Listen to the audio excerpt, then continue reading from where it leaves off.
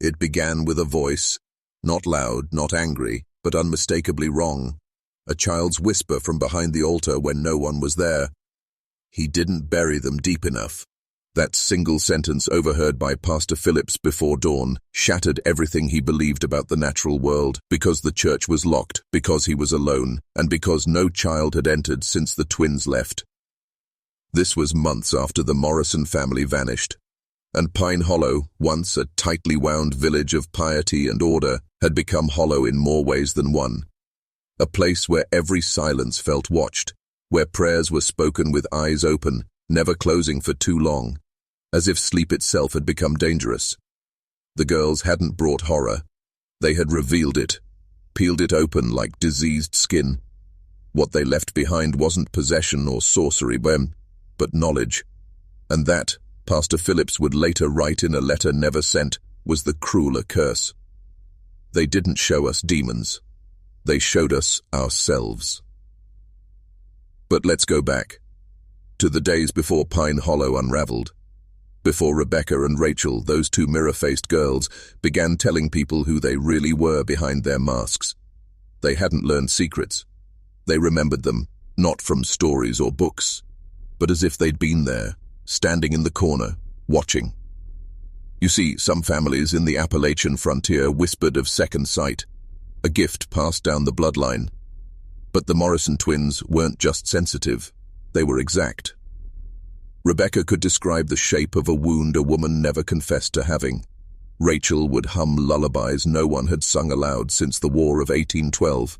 They knew names, places, numbers, all too precise to dismiss. But it wasn't just what they knew, it was what they chose to say out loud. They didn't accuse, they exposed a man's affair, a woman's hidden bastard child, the theft of Union silver in 1821, each sin pulled like rotten teeth from the skull of a community that wore holiness like a costume. By the second day, grown men refused to look the girls in the eye. Mrs. Whitfield, who ruled the town like a Puritan queen, packed her bags and left before sunrise. The miller offered Ezekiel coin to take the twins away, but Ezekiel just looked at him, tired and grim. "I didn't bring them," he said. "I follow them." You see, the story of Rebecca and Rachel wasn't the first of its kind. It's just one that got recorded.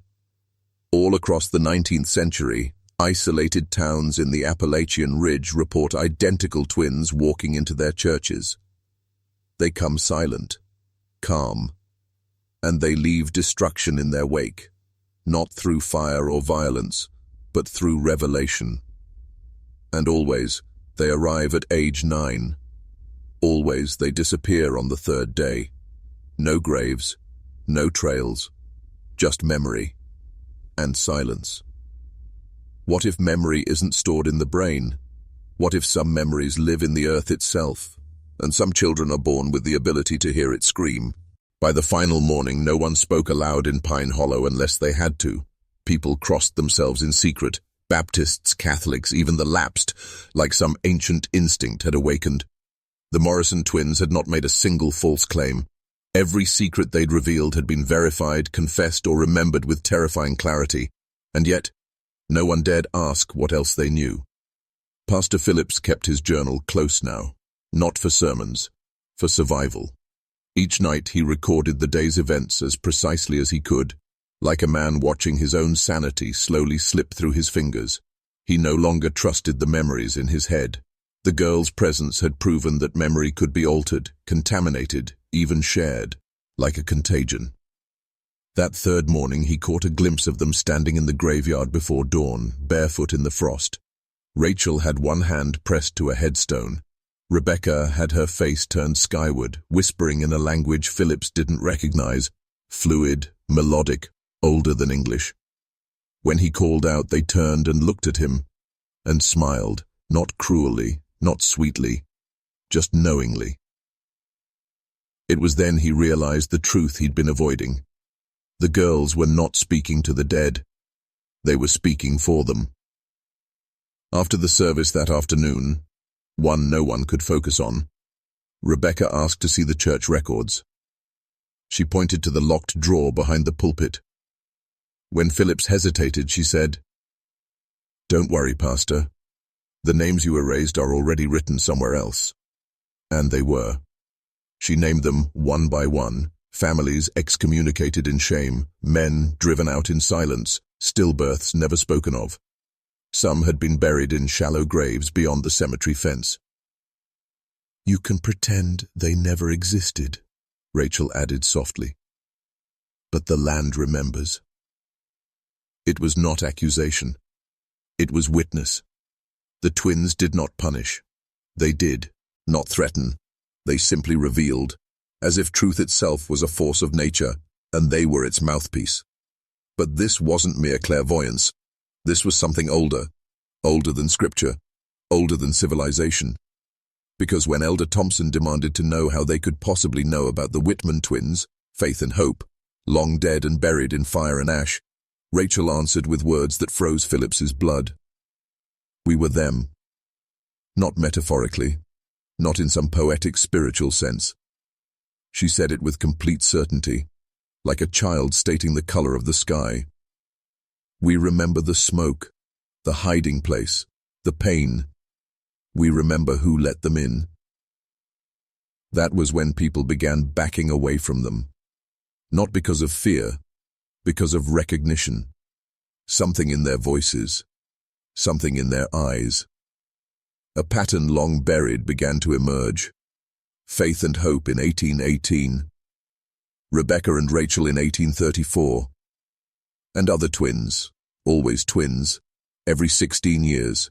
In Tennessee, Virginia, West Virginia. Same faces, same ages, same gifts. So now you must ask yourself, and be honest, why do these patterns exist? Why do these stories follow the same rhythm? Why do some children seem born remembering lives not their own? And most importantly, why do the institutions that claim to protect us, the church, the state, academia, never talk about this?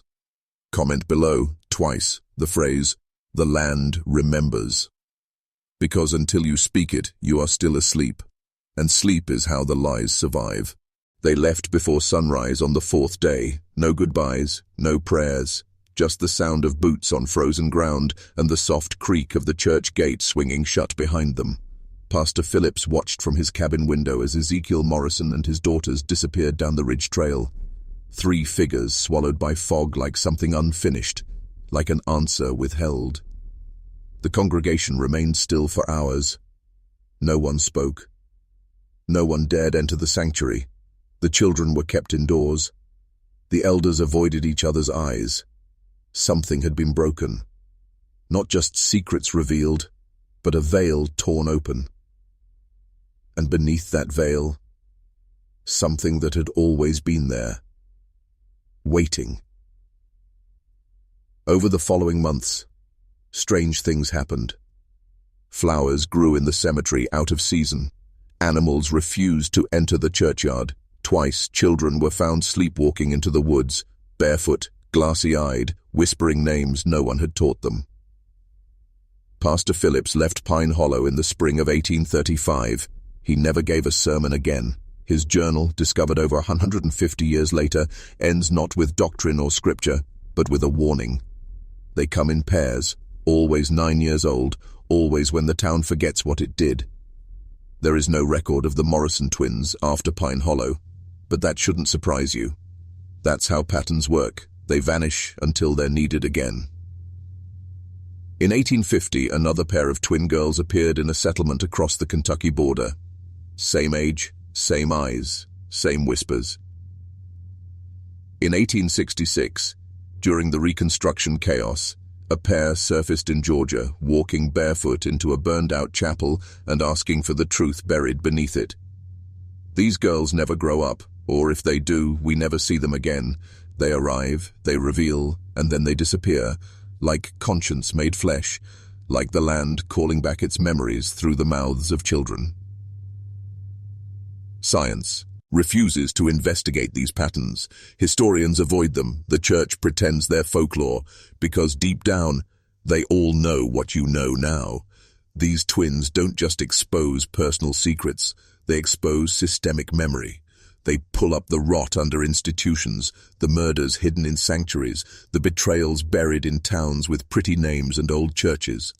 They remind us that nothing forgotten stays buried, especially if the land itself remembers. So if one day a stranger arrives in your town, maybe a preacher with 2 quiet daughters, don't ask where they came from. Ask what your community tried to forget. Ask what your family swore never to speak of. And remember this: they don't come to destroy. They come to balance the ledger. You've now seen behind the curtain. You've tasted forbidden history, the kind that rewires your sense of reality. If you made it this far, you're not the same man who started watching. Now prove it. Subscribe for more truths they were never meant to tell you, like if you felt the weight of what you've just heard. Comment below, "The land remembers." Say it again, lock it in, and share this with one person who's ready to wake up. Because if the Morrison twins return again, you'll want to be on the side of truth.